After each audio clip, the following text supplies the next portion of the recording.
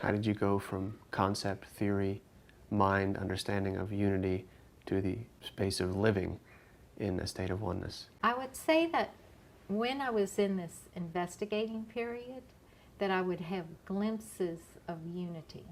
And one of the examples that I always use is I used to scull when I lived in Paris. I didn't just do it singly. There were other people in the boat with me as well. And I don't know if you've ever done this before, but when you first start off, there are like 4 people, rowing, and it's kind of all over the place. It's really uncomfortable. You're trying to get a rhythm with the other people in the boat. It's just not happening. You're getting exhausted. All your strength is being used.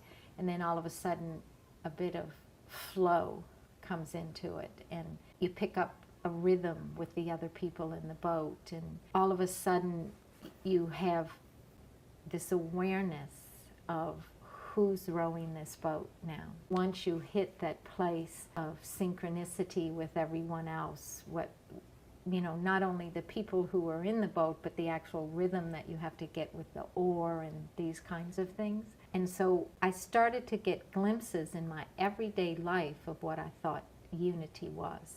And so I could hold to those.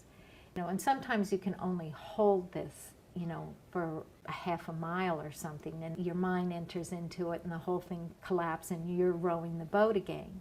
But you have these moments of, there's no effort, it's like gliding. And so that kind of helped me to sort of know what it was that I was actually moving towards. These everyday experience. And I always talk to people that you've had an experience of unity. You know what oneness already is.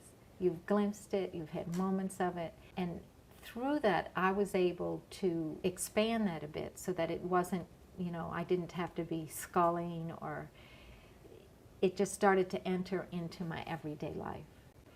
When I would meet someone, I could meet them as, Lynn, and present that persona to a person, or I could just meet them more as an energy, put together in a certain kind of way so that it looks like Lynn, and see just what would happen if we met in that kind of way.